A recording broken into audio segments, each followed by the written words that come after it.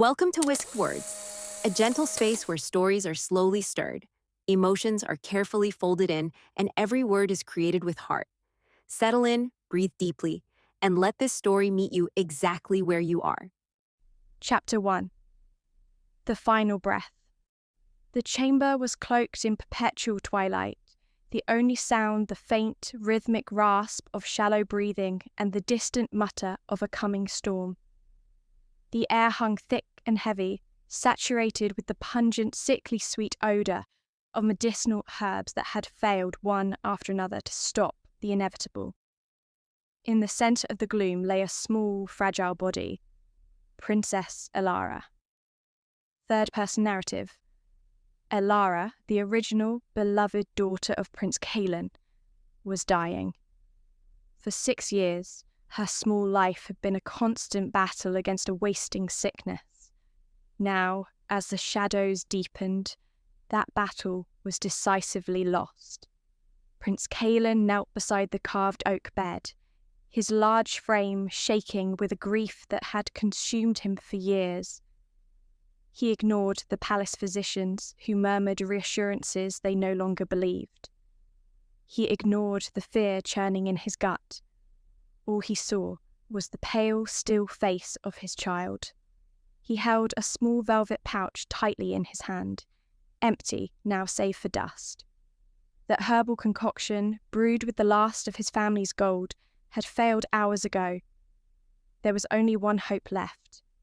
A vile remedy known as the Golden Aries Pill, a mythical item held solely in the royal treasury.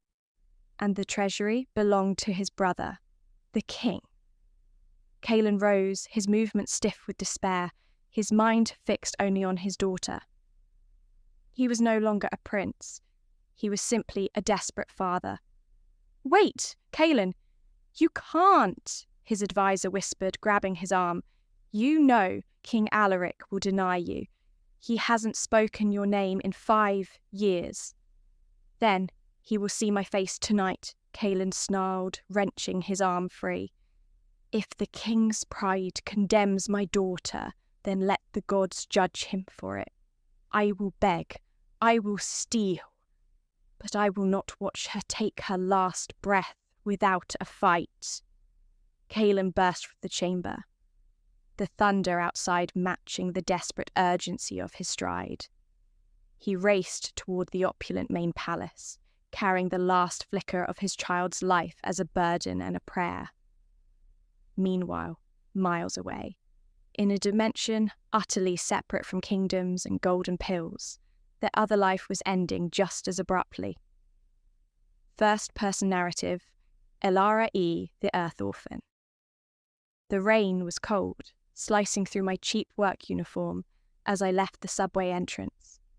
The air tasted of ozone and city grime, the familiar flavour of the life I was scraping out, lonely, tired, and perpetually just one paycheck away from failure.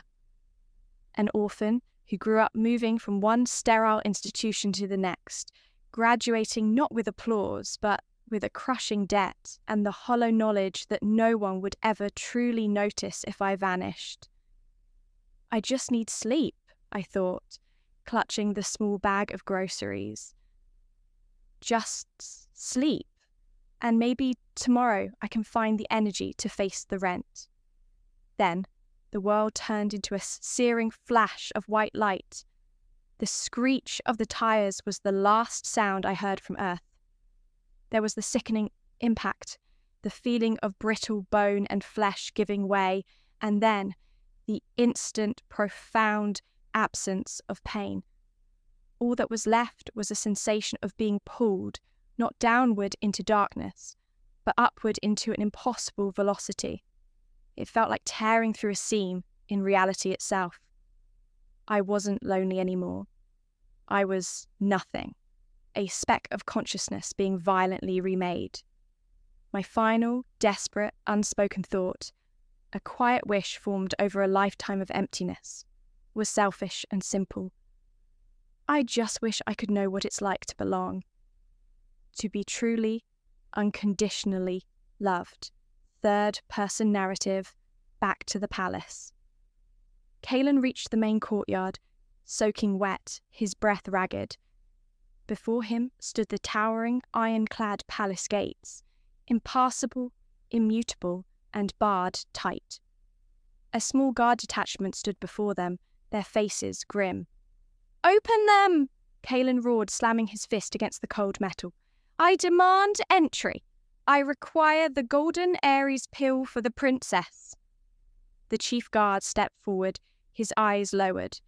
"Prince Kalen, on the king's direct order, the palace is sealed. He sends his regrets, but a pill is not to be wasted on a hopeless cause." The cruelty was deliberate, targeted, and total. King Alaric was not just denying his niece, he was delivering a death blow to his brother. Kalen staggered back, the reality hitting him with crushing force. It wasn't just his daughter's illness, it was his brother's malice that killed her. The grief was instantly warped into a molten, hateful rage. Focus on the princess's chamber. Back in the dim room, the little Princess Alara P took her final, shallow breath. Her small hand, which had been clutching the blanket, slowly relaxed. The body went still. The life of the original Princess Alara had ended. But in the instant the child's spark faded, the empty vessel glowed with a faint internal pulse. The violent, whirling consciousness of the Earth orphan, Alara E, was slammed into the vacant form. The silence that followed was not death. It was the moment of transmigration. First-person narrative. Alara E's transition. I tasted mint. And dirt. The darkness of my death was gone, replaced by an overwhelming kaleidoscope of colour that burned behind my eyelids. The crushing weight was replaced by a strange lightness. I pushed weakly against something soft. My lungs drew a breath, a real, deep, mint and dirt breath, and this time the voice that gasped was definitely a child's, but the brain attached to it was mine. I'm alive. The thought was deafening. And I'm small. I blinked, opening my eyes to the world of velvet grass, towering flowers, and brilliant blue sky. I am not nothing anymore. But what am I?